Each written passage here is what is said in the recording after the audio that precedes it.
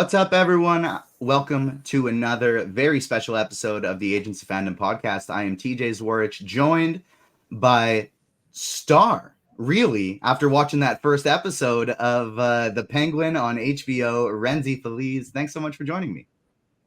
Thanks for having me. I gotta ask you because the makeup and the costuming for Colin Farrell to turn into Oswald Cobb, sorry, he is completely unrecognizable. Is it like that in person as well? I'm assuming you've met the real Colin Farrell and not just the Colin and not just the Penguin. Are these two different people, completely indistinguishable in person too? Yeah, essentially, every now and then he'll pop into his Irish accent, and you'll remember that he's actually back there. But I remember halfway through the season, I was like, it's also very possible that this is just someone else and it's not Colin. And then every now and then you'll hear him pop in his eyes, and you'll go, no, okay, it's him. But it does feel that way sometimes, where it's like, man.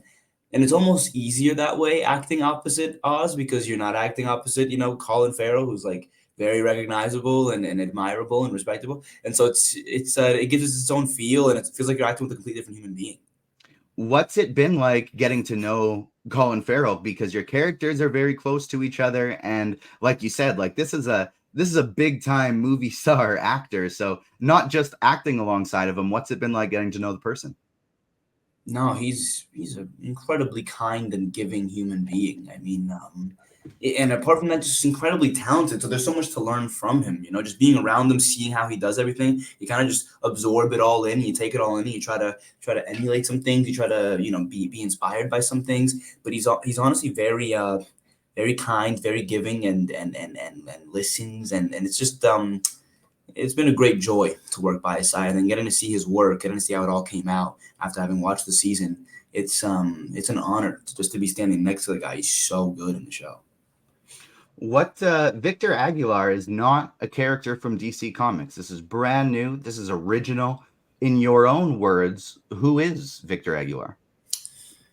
Victor Aguilar, he's this kid that grew up in a poor neighborhood, um, who's an incredibly loyal person, and he's less of a talker, more of an observant character. I think that he's taking in a lot that's going on around him, and it's not that he's dumb. I think he's just paying a lot of it. I think he's paying a lot of close attention, and he sees a lot, and he's, instead of working externally, I think a lot of stuff is going on internally, and um, and I think ultimately, I think he's good. And I think the interesting question that's posed is what happens when you put a good person in really hard circumstances. How many bad acts does it take to make someone bad? If you do bad things, are you now a bad person? I think it's interesting to see this sort of person get thrown into this world and see kind of what comes of it. I'm so happy you kind of concluded that question with the when does it switch to the bad person when they do the bad act, because that's such a central through point to one of your debut shows, Marvel's The Runaways, where Mm. obviously all the you find out all the parents are doing all these terrible things. Um, I gotta know, are you a you can see my background, obviously I'm a big fan of this stuff. Are you a superhero fan yourself with the Penguin and the Runaways, or is that just coincidental? No, I definitely am. I mean, some of those movies are incredible. I think the run that they were able to go on all the way up until Endgame was so awesome, and I was a big fan. I think was definitely watching all the way through that, and then of course growing up with all the Batman movies and all the Spider-Man movies, like all the stuff that isn't necessarily maybe MCU or now part of the DC, the new one that James Gunn is creating.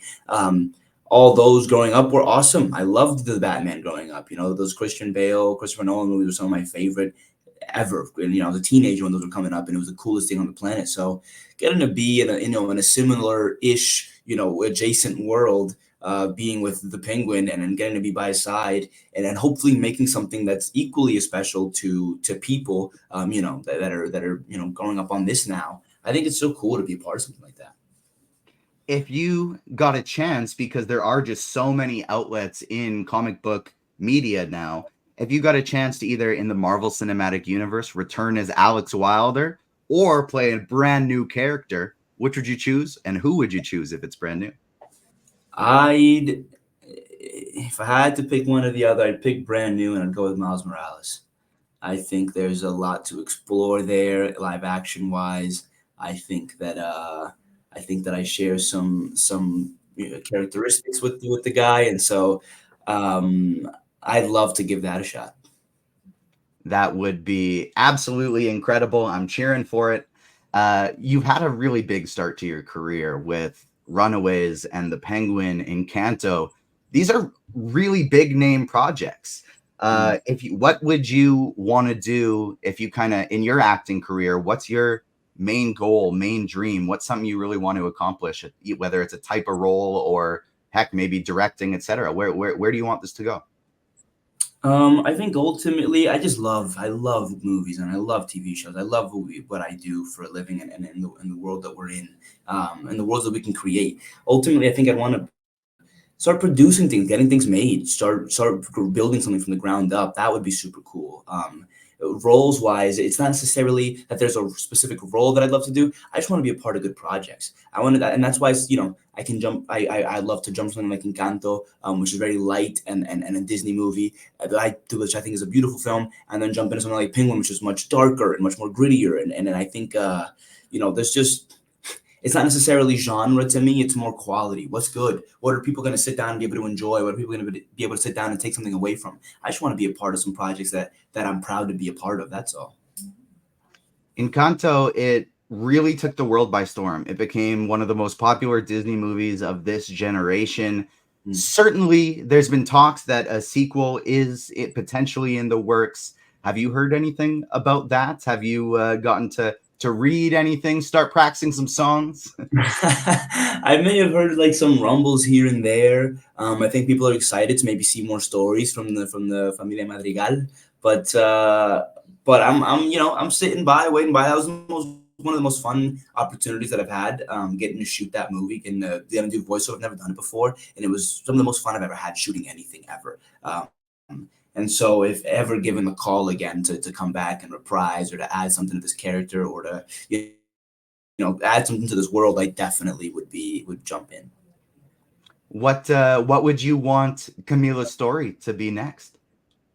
Oh man, you see, yeah, I leave that in the hands of the people much more talented than I am in writing it. I'll bring it to life, but they're the geniuses who make it. Who actually turn nothing into something.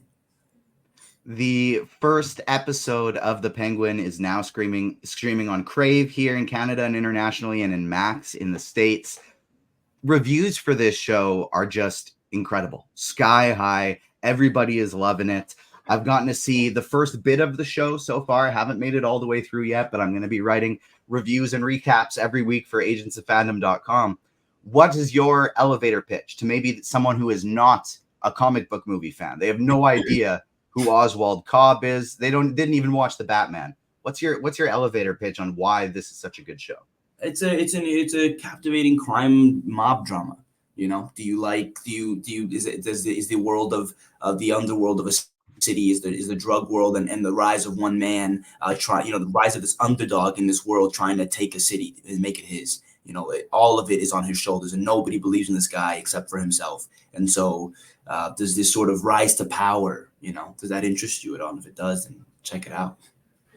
Truly one of the top shows out there right now in a time where we have so much good streaming television coming out. The Penguin has been fantastic. Rhenzy Feliz, absolutely fantastic as Victor Aguilar. Thank you so much for joining me today. This has been an absolute blast. Thanks for taking the time, man. I appreciate it. This will be up on agentsofandom.com, our YouTube page, as well as wherever you get your podcasts. Smash the like button if you're watching us, and check out The Penguin on Crave here in Canada and Max in the United States. Talk to you later, everyone.